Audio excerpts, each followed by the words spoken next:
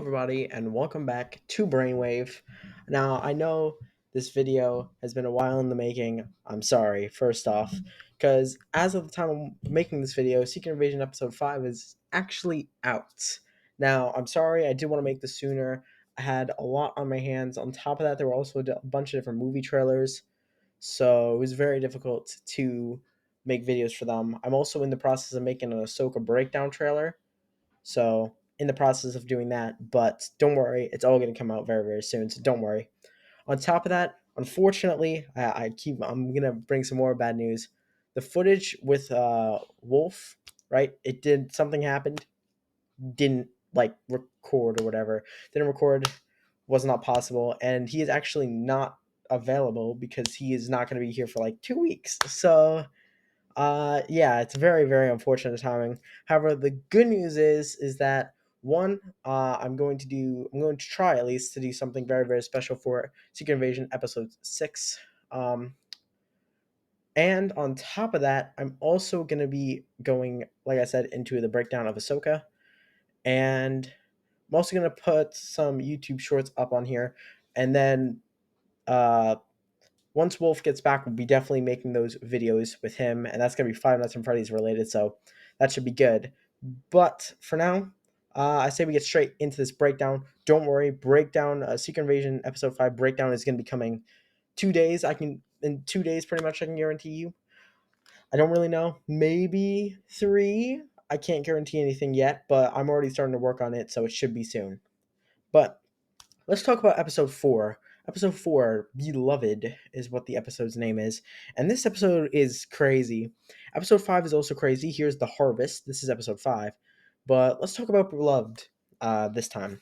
So, on Beloved, we start with Gaia dead on the ground where we left her. And it turns out that if we go through her memories from that past, she takes the memories off Rosen Dalton, which is the scientist that was in control of that Super Scrolls operation or super powered genetics operation. She takes the memories, she takes the DNA for Extremist and applies it to herself, giving her superpowers. And she's able to survive this gunshot wound because of the healing factor that it comes along with it. So that is very, very cool. We kind of assumed she was going to be alive because of trailers and stuff like that, but it's happy to, it's good to see that she's still kicking, because she is definitely going to be playing in a very important part sooner or later. But if we go to 4 minutes and 27 seconds, it starts off in Paris, where it is 2012, and we see Vara and Fury meet up in, you guessed it, a bar, coffee shop thing. And they talk about the Battle of New York, which is, of course, in the Avengers movie. And she talks to him about how he assembled this team and how she knew that he had to do something with it. And eventually they continue talking, and they start talking about this book of poems that she has. It is written by Raymond Carver, which is a poet, and Vara says that one of her favorite poems in it is called Late Fragment, which is a piece written by two different people. So the lines from it specifically that you guys want to make sure that you stand out, although it's only 4 sentences, I have the most two important ones are, and did you get what you want from this earth? Uh, and the next one is to call myself beloved on this earth. So it's kind of like that. I don't know if those are the exact lines. Like I said, it's getting a little bit more. It's difficult because I can't physically show the footage. However, I am working on that. Don't worry, I'm working on getting that footage visible on the screen. But she talks about being beloved on the earth, and then of course we go straight back to the present day. 7 minutes 13 seconds, and we see Vara in a church meeting with Rhodey. Rhodey is the scroll, folks. I think we all knew that, but seeing him in this church was bone chilling because of the fact that, you know, she's talking. He's talking to her about killing Fury, and that is kind of crazy because Fury is like Var is like the only one Fury can actually kind of trust or did. and now it's kind of starting to turn out bad there. But the chorus in this church is singing Deep River, which I think is a song relating to some kind of river. I don't know exactly. I tried to look into it, but I don't know exactly yet. But it's going to be some kind of river related into uh, Catholicism. So I don't know exactly. I will try to figure it out, but I don't really know if I will. But let's continue otherwise because that's not the most important part in this conversation. Because even though they think this conversation is private, Fury, of course, is listening with an earpiece, and he finds out that Rhodey is a Skrull and that they're discussing about killing Fury and having Vara do it. Now, if that was not crazy enough, we go into 9 minutes and 42 seconds into the episode, and we see Gravik and his Skrulls loading a plane for their attack on, you guessed it, the president. This, later in the scene, you're going to see a ton of stuff happen. But Gravik, one thing that I wanted to mention is that one, Gravik tells Pagan that Gaia was the mole and he took care of her. And two, he says that the Russians have to be loud and big entrance almost, kind of like have a big entrance and be loud. It's kind of like a stereotype for Russians, I'm assuming. I don't really know exactly, but it kind of just goes to show you that Gravik doesn't know all about these Russians. He doesn't really know all about Earth because not all the time were Russians in history big entrance makers or like loud, like. But I think he just wants to make it clear to the Americans that the Russians are doing it, even though it's the Skrulls. So a little bit of a situation there. But this plan will all come into full swoop at the last scenes of this episode. But for now, we cut back to Talos and Gaia talking about having a plan for finding the Skrulls a home. Talos' plan, because Gaia, of course, requests to hear it after leaving Gravik, because she's the only one that she's the only one that can trust. He's the only one that she can trust. Talos and Gaia trusting Talos. And Talos says he wants to help save the Earth, protect the president, go up to him afterwards and say, hey, we just saved you, give us home.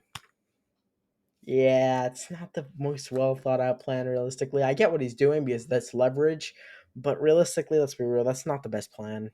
It's not at all. But maybe it works out. And of course, I still have my notes. Once I can show footage, it's going to be a lot easier, trust me. But we see Gaia leave the bench because she does not like this idea with her father, and because she wants to make sure that this can be guaranteed, because although Gravik's plan is really crazy, it works. His doesn't, and that's kind of been Talos's flaw, is he never really had a true plan to get the Skrulls a home. So she leaves, gets up off the bench that they're sitting at by this lake, and that bench says Carter 1933 to 2000. Now, Peggy Carter is not actually the reference here, although it may seem like it. She didn't die in 2000. She died more around 2017, that time era. So that is actually not the case. But maybe could be a nod to some other Carter that we don't know about. Um but for now, we cut back to Vara and Nick in the house. The ring, of course, is in the tray because Fury now knows. And he brings Vara tea at the table, of course, because you don't want to reveal it instantly. And of course, all of their plates are green to represent Skrulls, of course. Not all of them, but most of them are.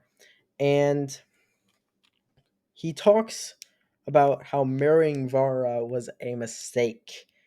And then after this, well, actually, technically before this, you can actually see in a frame how before Nick brings the tea to the table, Vara actually pulls the gun and hides it from him.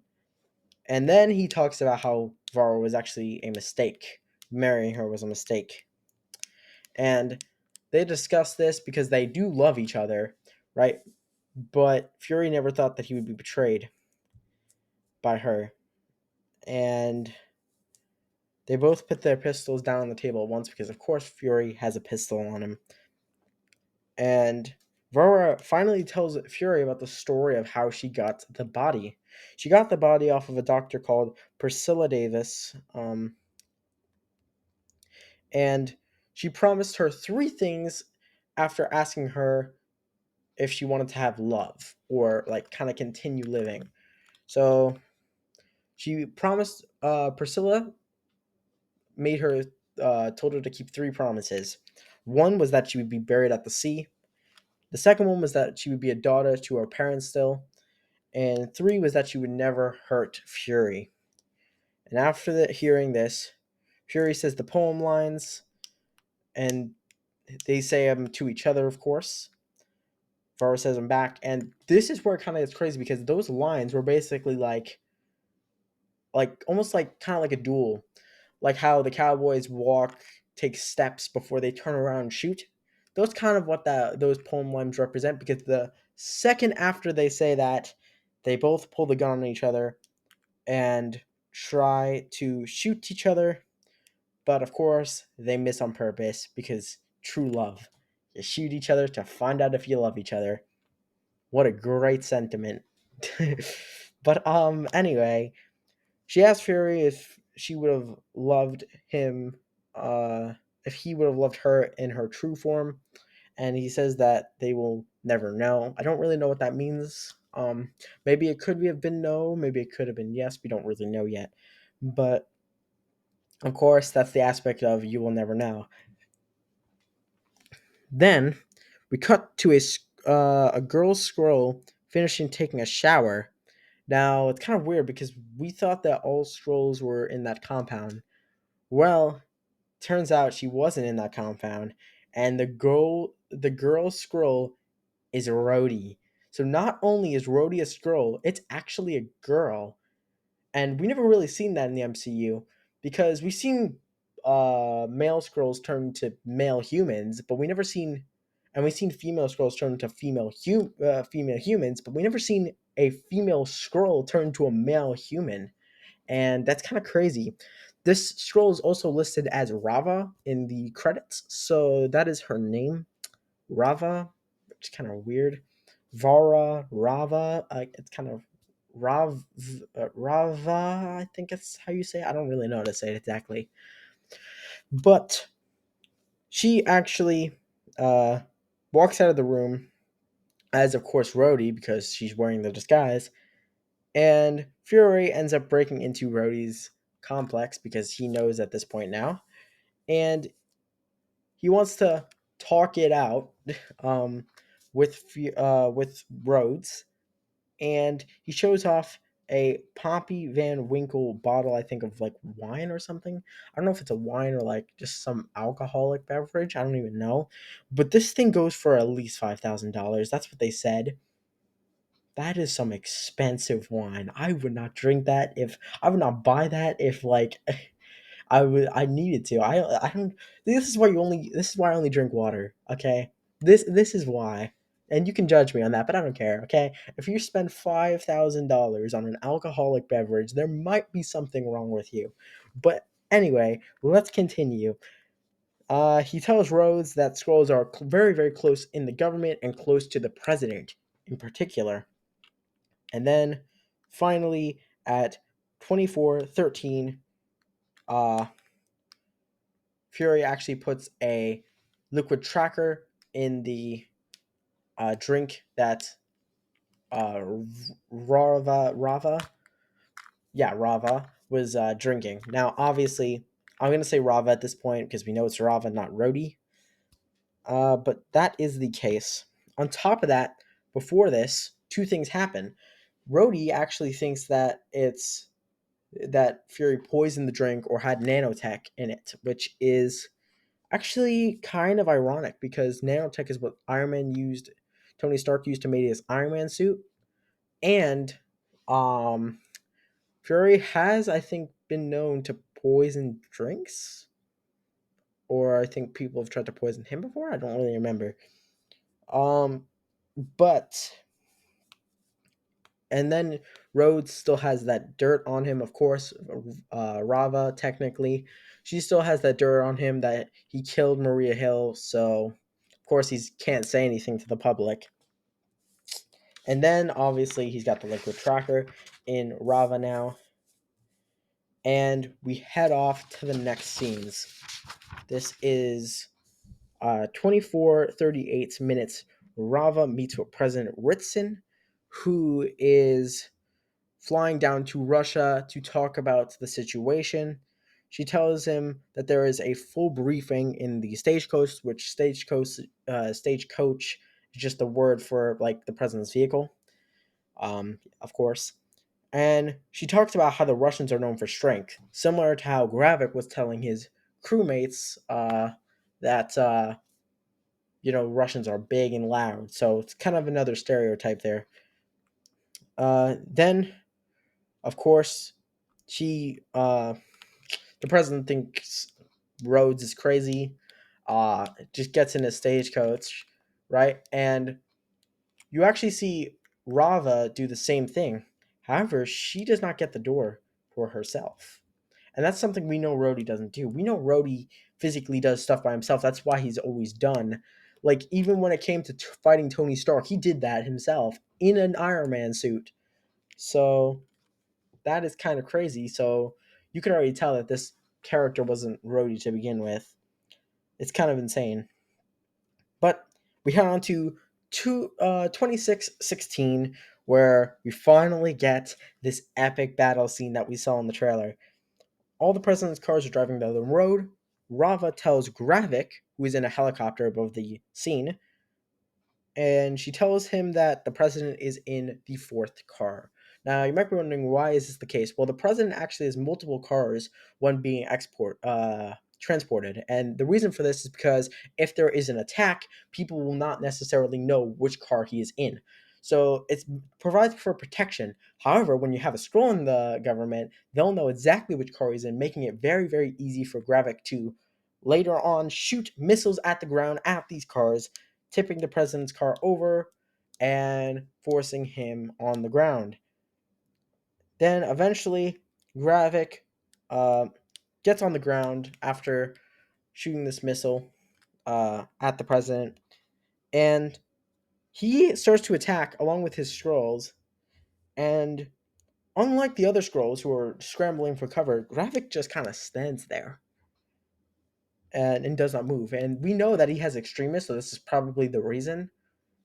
Uh, but he just kind of have to reveal it later on that he's got powers of a floor colossus.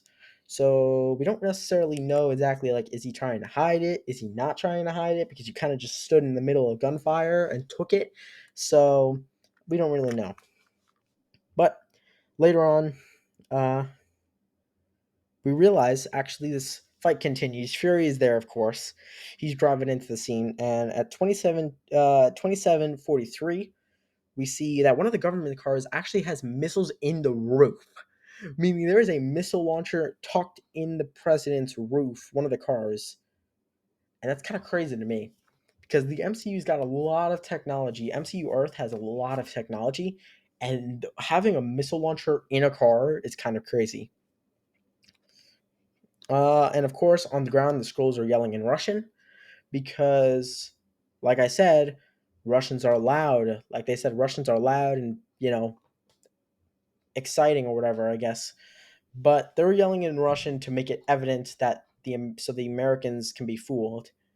And Fury eventually gets to the scene with Talos.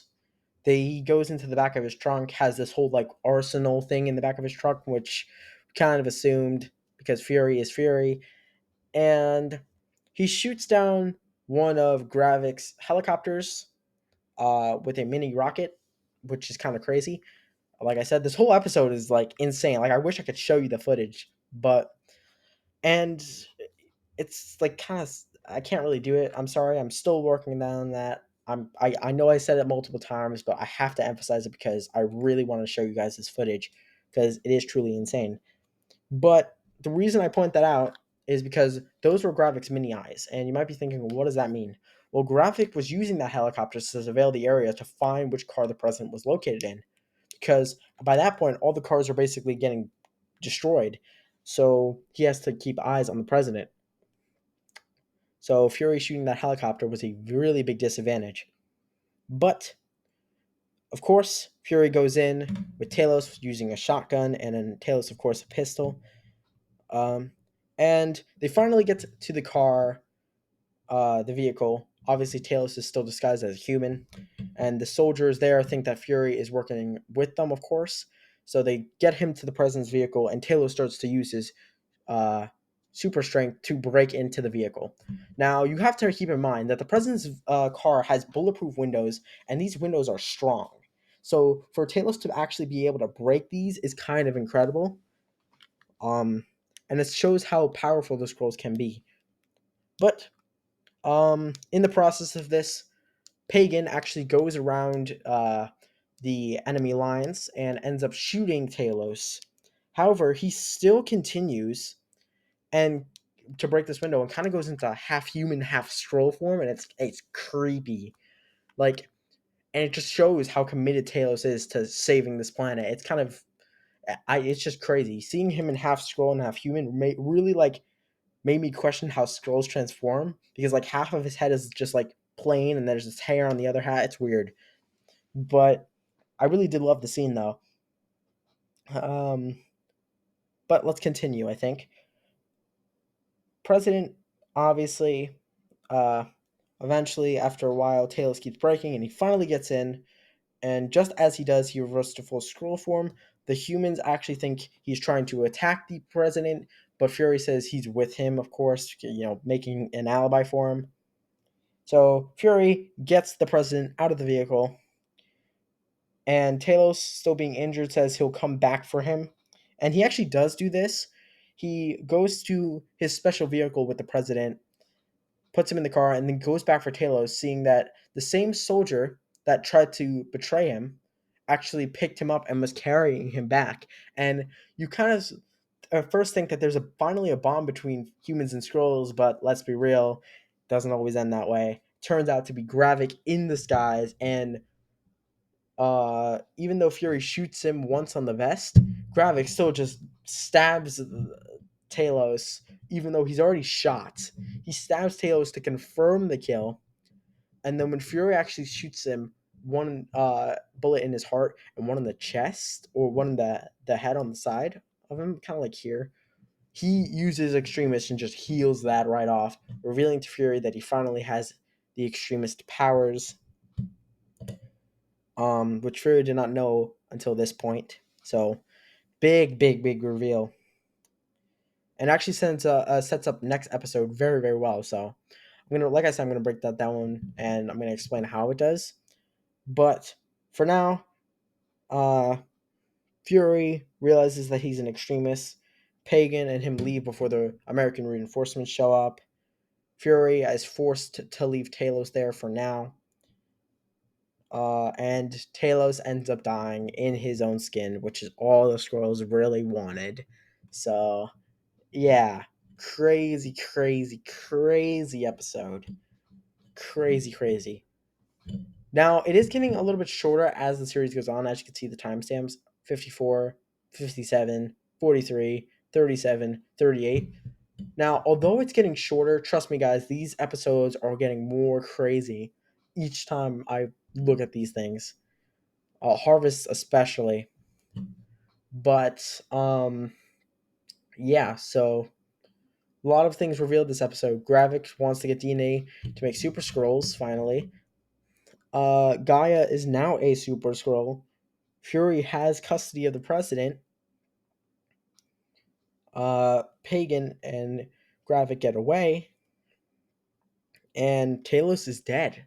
They killed him off, by the way. He did not have powers, so Talos just died in episode 4, which is crazy because Gaia already doesn't have a mother. So, and well, technically she did, but the mother died. So that's gonna be crazy to see what happens with Gaia. But I think for now, that is gonna be the Secret Invasion episode Beloved. This series is really only getting better. My recommendations to it, because this might go down as one of the best Marvel Disney Plus shows ever. So really excited for it. But for now, this is going to be the end of the video, guys. Like I said, I'm working on a bunch of different stuff for the Brainwave channel. Wolf is also going to be showing up in videos as soon as he comes back. So, but yeah, I'm going to do shorts on the Brainwave. Going to do something very, very special, or at least I'm going to attempt to do something special for episode 6 of Secret Invasion. But yeah, so can't wait.